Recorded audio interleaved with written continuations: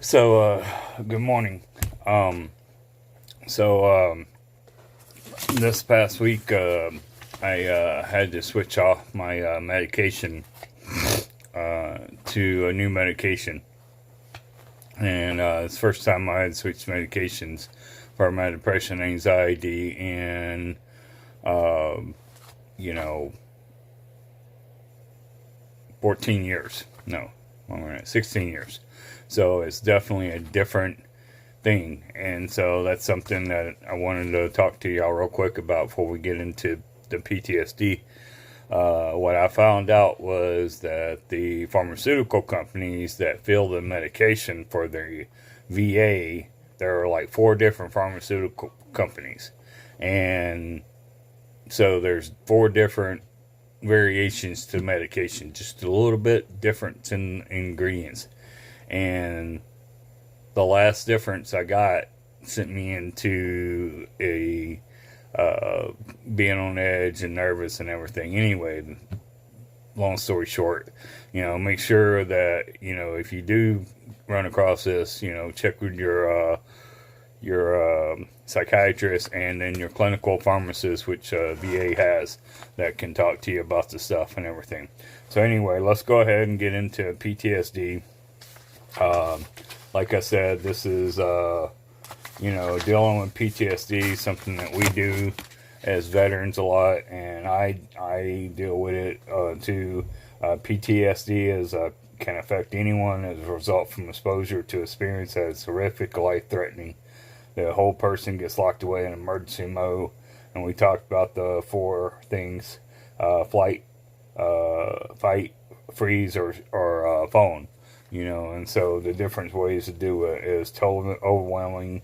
That ability to cope with to cope. So when something triggers us, then we're back into survival mode.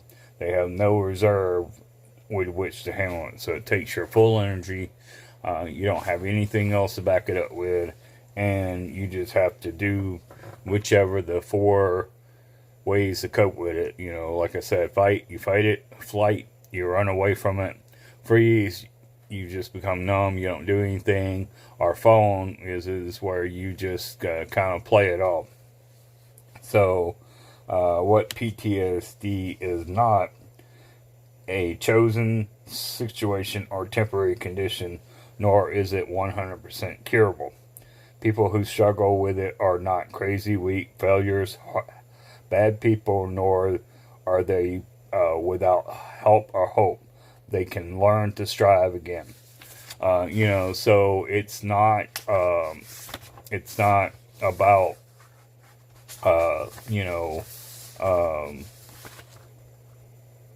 something that we choose. It chooses us.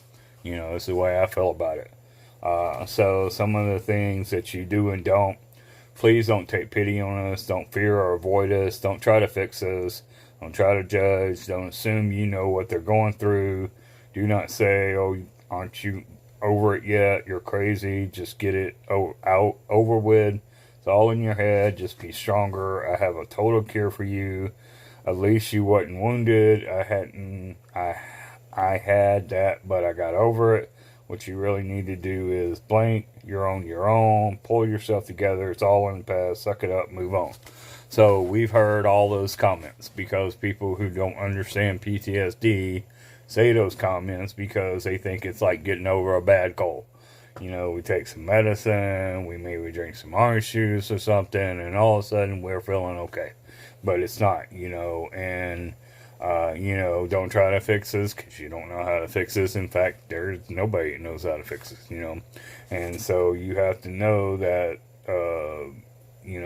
and like I said, I'll share later on with some of the things that people who are around you can do.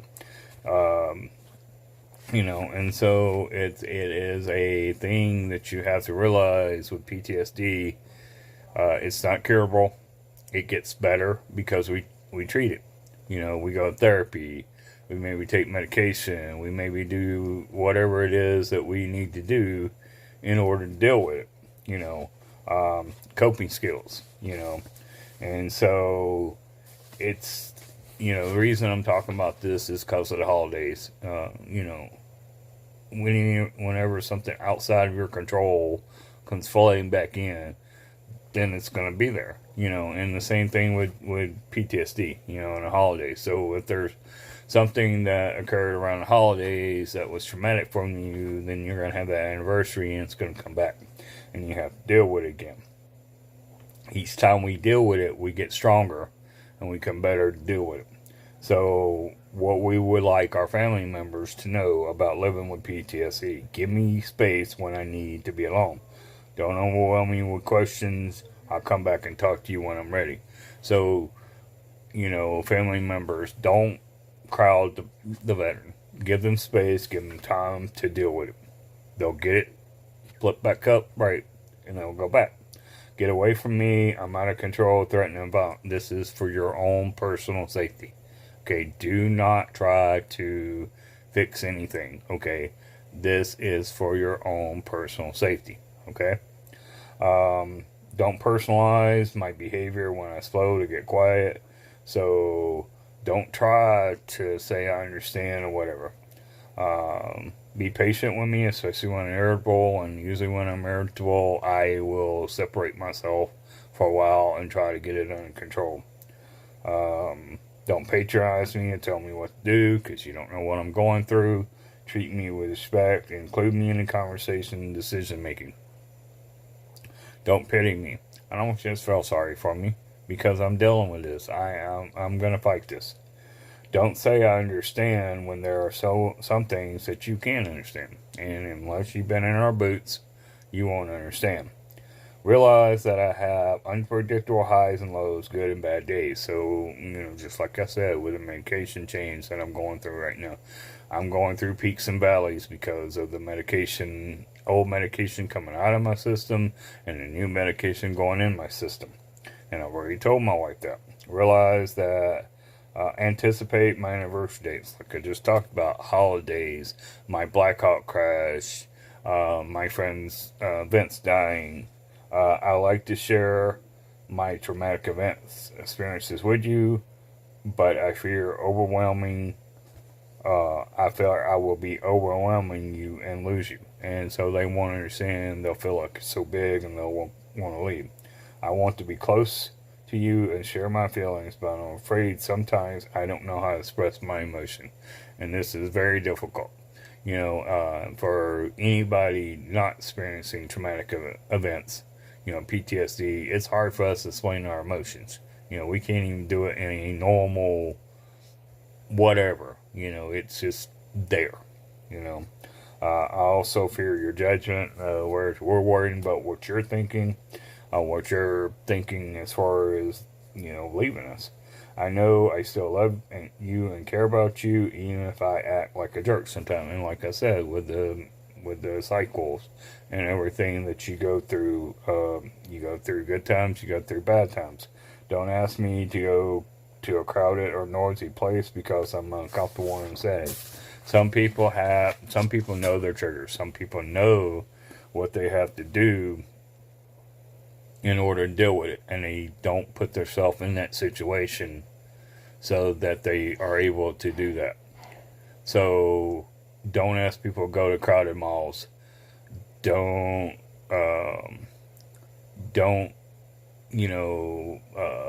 fireworks. Don't ask them to go to fireworks show. Stuff like that. It's very hard to know your triggers, but once you find your triggers, then you're able to understand them. You're able to kind of predict or kind of plan around them, so that you cannot be triggered by that. I have like I said, medication changing, so I want to end it here because I want to just put that out to let you know you're not alone and struggling with your PTSD. I'm listening. I'm there for you, and I want you to DM me if you get into a situation where you need to vent. Okay, I will listen to you, and I won't share what works for me, because what works for me won't work for you. And so just take care of yourself. Make sure that you're paying attention to what's going on around you, and make sure that you know what your triggers are, know how to be able to work them, and be able to deal with them. So I'll talk to you next week. Christmas this week. Merry Christmas. For those with the holidays blues and stuff, hey, I'm listening. If you want to talk, you can jump on my page and we'll talk. You know, I got all kinds of stories I can share with you about the holidays, military, or you can share your stories, whatever. I love to listen to people. I feel like it helps you clarify what you're going through. So anyway, y'all take care. I'll see y'all next week, and we'll be talking about 2022.